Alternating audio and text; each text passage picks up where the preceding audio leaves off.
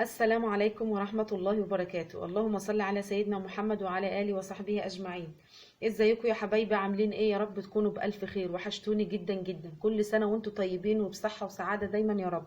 النهاردة هنعمل مع بعض يا بنات كريم جميل جدا جدا في تفتيح البشرة لعلاج جميع المشاكل. هو كريم الحلبة. الحلبة يا بنات كلنا في بيوتنا موجود حلبة، بس للأسف مش عارفين قيمتها ولا عارفين الفوائد الجميلة بتاعتها للبشرة وللشعر وللجسم كمان. يعني بص، عندك كنز في البيت والله العظيم وانت مش عارفة قيمته. الحلبة يا بنات فوائدها بجد كتيرة جدا جدا. الرسول صلى الله عليه وسلم قال عنها: لو تعلم أمتي ما في الحلبة لاشتروها ولو بوزنها ذهب. تخيلوا بقى الفوائد الجميلة بتاعت الحلبة قد ايه. يعني فوائدها جميلة جدا. فيها يا بنات بروتين، فيها الياف، فيها مثلا عناصر اللي فيها كتيرة جدا زي الحديد، الزنك، الكالسيوم، الفوسفور، السيلانيوم، مجموعة فيتامينات ب المركبة اللي مهمة للجسم وللبشرة وللشعر. اللي فيها عنصر النحاس، فيها مضادات أكسدة كتير، بتحتوي على كميات كبيرة من الكبريت. احنا عارفين الفوائد اللي انا بقول لكم عليها والفيتامينات دي كلها والعناصر دي قد ايه مفيده. انا بقول لكم دايما والله الفوائد بتاعت كل وصفه عشان خاطر تبقى عارفه انت بتحطي ايه على بشرتك، تبقي بتتشجعي. بشجعك تقومي تعملي الحاجه دي. فيها مضادات اكسده كتيره جدا، سبحان الله. يعني فيها مجموعه من الفيتامينات والعناصر المفيده للجسم. فيها فيتامين سي، وهي من المواد المطهره للبشره، ومضاد للبكتيريا، مضاده للاكسده. هي رائعة يا بنات في علاج مشاكل كتير للبشرة. يعني زي بتعالج التهابات البشرة المختلفة. يعني اي التهاب في بشرتك بتعالجه باذن الله الحلبة. مثلا الناس اللي عندهم حروق في بشرتهم او اكزيما، الحلبة يا بنات بتساعد على العلاج في الحروق الاكزيما دي. في الحروق والاكزيما بتساعد بصراحة في العلاج، لانها مضادة للالتهابات. بتعالج حب الشباب، الحبوب الملتهبة والرؤوس السوداء، لانها بتساعد على تطهير الجلد وتخلصه من السموم. بتصفي البشرة يا بنات من الشوائب، وبتقاوم الشيخوخة لقدرتها العالية في محاربة الشوارد الحرة. بجد والله العظيم الحلبة دي حاجة، يعني يا ريت كل بنت فيكم وكل ست ما تستغناش عنها ولا تستغنى عن الكريم اللي هنعمله النهارده. بتعمل على تجديد الخلايا يا بنات، وبتقشر البشرة، بتجدد خلايا البشرة. عارفين يعني ايه بتجدد؟ يعني الطبقة السمراء، أشعة الشمس، آثار أشعة الشمس، كل ده الحلبة بفضل الله بتعالجه. هنعمل مع بعض الحلبة، الكريم الحلبة، وهنقول بسم الله. يا بنات انا عايزة منكم اول حاجة بسم الله معلقة واحدة من الحلبة. ماشي، ادي معلقة كبيرة من الحلبة اهي. هتشطفيها طبعا 3 مرات كده عشان ما يبقاش فيها لا شوائب ولا اي حاجه، مثلا زي العفش ده كده والحاجات اللي بتبقى فيه دي. وتنقيه طبعا كويس وتشطفيه 3 مرات.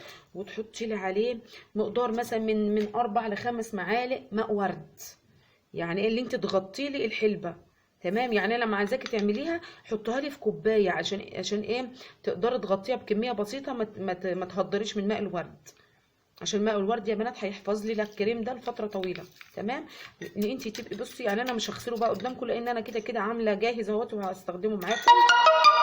يعني بصي، هتغطي لي بماء الورد كده الحلبة دي، وهتبيتيها لي ليلة كاملة. يعني هتيجي مثلا بالليل المغرب كده وليكن العشاء، قبل ما تنامي اعملي لي معلقة حلبة كبيرة، غطيها لي ب3 4 5 معالق ماء ورد، وحطيها في مكان، اي مكان بقى مظلم كده، اركنيها لحد الصبح. تمام.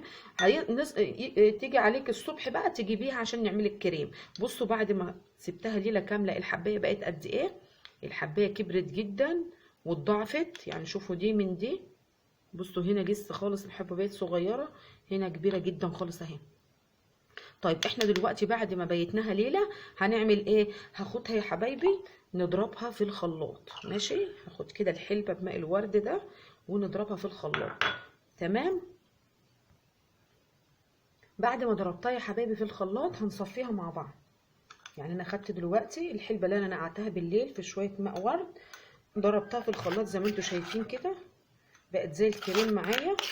وهقوم مصفيها. طب انا المفروض اصفيها في مصفة بتاع اليانسون، بس عشان برضو اخلي الكريم ما فيهوش اي قشور من الحلبة او التفل بتاع الحلبة، حطيت قماشة برضو عشان اضمن ان الكريم يكون ناعم جدا على بشرتي، لان ده كريم ليلي. تمام. هصفيه معاكم اهو.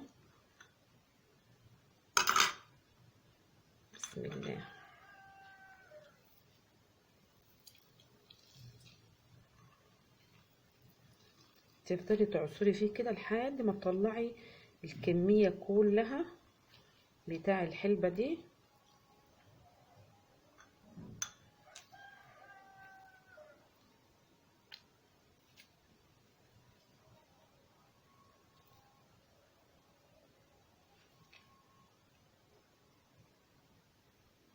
اصبح معايا كده يا حبايبي. بصوا الحلبة ناعمة جدا زي الكريم بالظبط. ده مثلا مقدار معلقتين او معلقة ونص طلعوا من الايه، من الحلبة، معلقة الحلبة اللي احنا طحناها. هنحطهم كده مع بعض في طبق نضيف.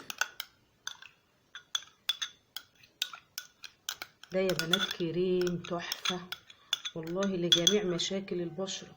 يعني بيعالج لك التجاعيد، بيزيل الكلف والتصبغات، البقع البنية، بيشد البشرة والله العظيم. هتحطيه هتلاقي بشرتك الصبح بعد ما تغسلها وتيجي تضحكي كده بعد ما بشرتك ما تنشف، بعد ما تشطفي بشرتك وتنشف هتلاقي بشرتك مشدودة، بتضحكي حاسة وشك مشدود بجد. ماشي، دلوقتي معانا دلوقتي الحلبة بقى بعد ما صفيناها الحمد لله بقت زي الكريم كده. هنضيف لها نص ليمونة يا بنات، نص ليمونة طبعا. يعني البنات اللي بشرتهم حساسة ما يضيفوش الليمون، تمام. نص ليمونه يا بنات. طب نص ليمون ده فيتامين سي، تمام. وفي نفس الوقت هيعمل حاجه كويسه جدا، ان هو هيزيل ريحه الحلبه. مش هتلاقي ريحه حلبه على بشرتك، والكريم مش هيبقى ريحته حلبه باذن الله. وفي نفس الوقت هو ايه، فيتامين سي، بيزيل البقع اللي في البشره ويفتح البشره وبيوحد لونها. ده اول مكون اهو معانا اللي هو الليمون. نقلب كويس بس عشان الكريم يتجانس. طيب حطينا الليمون، هنحط بعد كده ايه، هحط يا حبايبي ربع يعني حاجه لا تذكر من الكركم. بصوا يعني حاجه كده بسيطه جدا من الكركم. الكركم يا بنات بيفتح البشره جدا جدا، بيرطب البشره وبينعمها، بيزيل البقع السوداء وبيزيل النمش والكلف، وبيقضي على جفاف البشره. يعني البنات اللي بشرتهم جافه الكركم بيقضي على بيعالج موضوع الجفاف البشره ده. يبقى حاطين حاجه يعني حاجه على طرف المعلقه بس كده كركم. وما تخافوش يا بنات الكركم مش بيعمل في البشره، مش ما تقوليش مثلا هحط الكريم فهلاقي بشرتي الصبح صفر، لا خالص. بصوا عايزه اوريكم حاجه. شوفوا الكركم ده لونه ايه، لونه كده يا حبايبي يعني زي الاورنج كده قلب على برتقاني. ده يا بنات الكركم الاصلي اللي هو مش منضاف له اي حاجه. لكن في كركم بتلاقيه لونه اصفر قوي، هو على فكره باين لكم في الكاميرا انه اصفر لكن هو مش اصفر، هو لونه داخل على اللون اللي داخل يعني على البني كده، فاهميني؟ يعني برتقاني غامق كمان. لما يكون برتقاني غامق اعرف انه ايه، ان هو اصلي. لكن لما يكون اصفر فاتح قوي اعرف انه منضاف عليه لون، ما تجيبوهوش للبشره، تمام، بيبقى للاكل التاني. ويا ريت تجيبي الكركم عيدان زي ما قلت لكم قبل كده وتجيبيه وتطحنيه انت بنفسك، هيديكي نفس اللون ده وهتبقي متاكده انه مش منضاف عليه اي حاجه، تمام كده. يبقى كده ضفنا الليمون على الحلبه، كريم الحلبه، وضفنا على طرف المعلقه كركم. المكون الثالث معانا هو زيت اللوز الحلو، نص معلقه بس، انا مش عايزه كتير، نص معلقه زيت لوز حلو. زيت اللوز الحلو يا بنات بيفتح البشره جدا، كلنا عارفين طبعا فوائده العظيمه. زيت لوز الحلو ما شاء الله عليه في تفتيح البشره، بيهدي من التهاب البشره. الناس اللي بشرتهم دهنيه زيت اللوز الحلو جميل جدا ليها. والناس اللي بشرتهم جافه برضو حلو للبشره الجافه برضو، ما تقلقوش لان انت حاطه هنا الكركم بيعالج جفاف البشره. يعني البنات اللي بشرتهم جافه الكركم بيعالج جفاف البشره، واللوز الحلو بيعالج البشره الدهنيه، والليمون بيعالج البشره الدهنيه. يعني هو لجميع انواع البشره يا بنات الكريم ده باذن الله.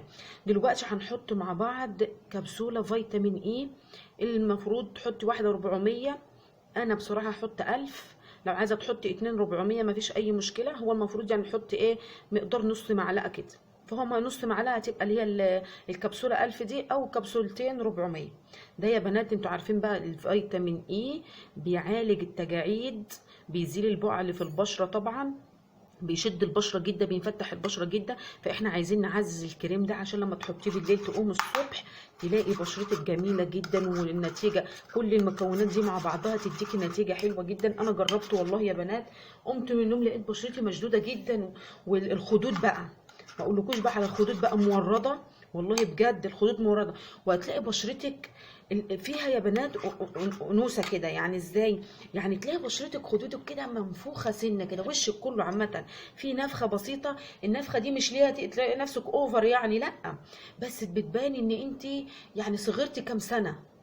يعني افتكري نفسك كده من كام سنه كان خدودك مرفوعه، وشك كده منفوخ ومليان وحلو ومورد كده، تحسي فيه كولاجين في بشرتك. هو فعلا الكريم ده يا بنات بيعمل الكلام ده.